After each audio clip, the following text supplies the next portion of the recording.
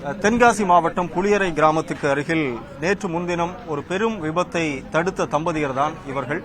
ஒரு லாரி விழுந்த ஒரு தண்டவாளத்தில் விழுந்து கிடந்த போது நட்ட நடு ராத்திரியில ரொம்ப ஒரு பயமே இல்லாம போய் ஒரு ட்ரெயினை நிறுத்தினால இவங்களுக்கு இன்னைக்கு 5 லட்சம் ரூபாய் முதலமைச்சர் கையால் கொடுக்கப்பட்டு பாராட்டும் கொடுக்கப்பட்டிருக்கிறது. ஒரு வீர தீரமான ஒரு செயலாகத்தான் அனைவரும் பாக்குறாங்க. இதை ஐயா வணக்கம், உங்க பேரு சண்முகையா, அம்மா வடக்குத்தி அம்மா. அன்னைக்கு என்ன நடந்ததுங்க ஐயா? நைட்ல 1 மணி இருக்கும், இந்த வண்டி விழுந்து நாங்க அங்க உறங்கிட்டு தான் இருக்கோம், வீட்டுல படுத்திருந்தோம். அந்த நேரம் பார்த்து ஒரு சவுண்டு வந்தாங்க, சவுண்டை கட்டி எழுதிட்டோம். எழுந்து பார்க்க லாரி ரோட்டில் விழுந்து கிடக்கு. ஒரு 10 நிமிஷம் கழிச்சு கிடக்குது. ட்ரெயின் வருது. ட்ரெயின் வந்தால் அது ஆளை காப்பாற்ற முடியாது. ட்ரெயின் வந்து மேலே ஏறிட்டுனா அது 10-15 ஆகும் கிளம்பணும், சாஞ்சிரும். அப்படிங்கிற சிந்தனை எனக்கு வந்துச்சு. டக்குன்னு நம்ம என்ன வேலையை பார்ப்போம். இந்த இடத்துல ஃபோன் எடுக்கிறது பேசுறதுக்குள்ள டைம் கிடைக்கல எனக்கு. அதுக்குள்ள வண்டி நெருங்கிட்டு வந்துகிட்டே இருக்கு.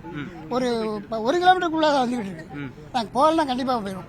இருந்தாலும் நடந்து நடக்கிட்டு போகணும் பண்ணா ஒன்றும் பண்ண வேண்டாம், வண்டியை போய் நிப்பாட்டி பார்ப்போம் அப்படின்னு சொல்லி டக்குன்னு நாங்கள் 2 பேரும் இறங்கிட்டோம். அந்த இடத்துல ஒரு சேப்பு நைட்டு தான் கையில் கிடைச்சது, வேற ஒன்றும் தெரியல. சேப்பு நைட்டும் லைட்டும் தான். இதை வச்சு ஆட்டி கிடைச்சது. அப்படியாது வண்டி டிரைவர்கிட்ட அப்படியே அடித்து வண்டியை எப்படியாவது சுலபம் பண்ணி எனக்கு தாண்டி ஒன்று வண்டி நிப்பாட்டிச்சாரு. சத்தம் போட்டுட்டேன், வர வழி இல்லை. ஒரு எப்படி வெளியே மிருகம் நம்ம என்ன செய்யல, உள்ள விழ முடியாது. நான் ஒரு 10-50 அடிக்கிற போது நான் கீழே இறங்கிட்டேன். அது வரைக்கும் நான் ரயிலில் வந்தேன். அப்படிலாம் பார்த்து அவர் கொஞ்சம் சுலபம் பண்ணுவார் அப்படின்ட்டு வந்துட்டேன். சரி அப்படின்னு சொல்லி அவருக்கு ஒரு 10 அடி ஒரு 4 கிலோமீட்டர் அப்புறம் வண்டி போயிடும். அந்த பக்கம் தாண்டிட்டு பிரேக் நிற்கிற வண்டி. அதுக்கு அந்த பக்கம் அவர் சத்தம் போட்ட பிறகு அப்புறம் வண்டியை அவிக்கிட்டாரு. அந்த தண்டவாளத்துல ட்ரெயின் விழுந்து இந்த லாரி விழுந்து கிடந்துச்சு. லாரி விழுந்து லோடோட கிடந்துச்சு. ஒரு 50 டன் வெயிட் உள்ள ரோடு வண்டியும் லாரியும் கிடந்து ஒரு மலை மாதிரி இருந்துச்சு அப்படியே. ஆமா, அந்த ராத்திரி நேரத்துல அது நீங்க வந்து 2 பேரும் போறப்போ எப்படி இருந்தது? அந்த சூழல் எவ்வளவு தூரம் ஓடி போனீங்க? அப்போ உயிரை வெறுத்து தான் ஓடணும். நாங்க உயிரை வெறுத்து தான் ஓடணும், மக்களை காப்பாற்றணும். அந்த நேரத்துல ட்ரெயின் வருங்கிறது உங்களுக்கு வழக்கமா தெரியுமா? எங்களுக்கு வழக்கமா தெரியும் சார். ஆனா வண்டி எப்ப உழுதுன்னு தெரியாது. உளுந்து சட்டக்காடு போட்டு அதை கூட நாங்க கவனிக்கல. நாங்க ட்ரெயினை தான் போய் காப்பாற்றணும். இல்ல போகும்போது அது ட்ரெயினை நிறுத்தும் போது அந்த டிரைவர் உங்ககிட்ட என்ன கேட்டாரு? கேட்கலாம் செய்யல. என்னம்மா அப்படின்னு இறங்கினாரு. அந்த நீங்க 2 பேர்த்தையும் போட்டோ எடுத்தாரு, நெட்டில போட்டு விட்டாரு. எனக்கு வேற ஒண்ணுமே தெரியல. நைட்டு சேப்பு நைட்டியை தான் தூக்கி போட்டு போனேன். சேப்பு நைட்டு ஒண்ணு இருந்துச்சு, அதைத்தான் தூக்கி கையை காணிக்கிறோம்ட்டு போனோம்.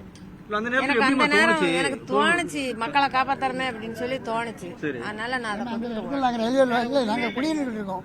அந்த ஒரு நன்றிக்கையாளனுக்காக நம்ம இதை செய்யலன்னா நாளைக்கு ஆளுங்க வந்து கேட்பாங்க, இவ்வளவு பக்கத்துல வந்து இப்படி இதை விட்டு கேட்பாங்க. என்ன வேலை பாக்குறீங்க? ரப்பர் பால் வெட்டுதோம். 2 மாசம் லீவு. நாங்க வீட்டுல தான் இருக்கோம் சார். வீட்டுல தான் இருக்கோம். அப்பப்போ வேலைக்கு போய் சாப்பிடுவோம். இன்னைக்கு முதலமைச்சரை பாத்தீங்க, 5 லட்சம் ரூபாய் கொடுத்து என்ன சொன்னாங்க? எங்களுக்கு ரொம்ப பாராட்டினாங்க, சால்வு போட்டாங்க. நல்ல உயிரை காப்பாற்றிருங்க, உங்களுக்கு பாராட்டினாங்களே அப்படின்னு சொல்லி கையை பிடிச்சி எங்களுக்கு நல்லா ஆச்சரியம் பண்ணி. அதாவது நீங்க செஞ்ச இந்த காரியத்தினால 2 ட்ரெயின்ல இருக்கக்கூடிய பயணிகளை பொதுமக்களை காப்பாத்திருக்கீங்க. ரொம்ப நன்றி.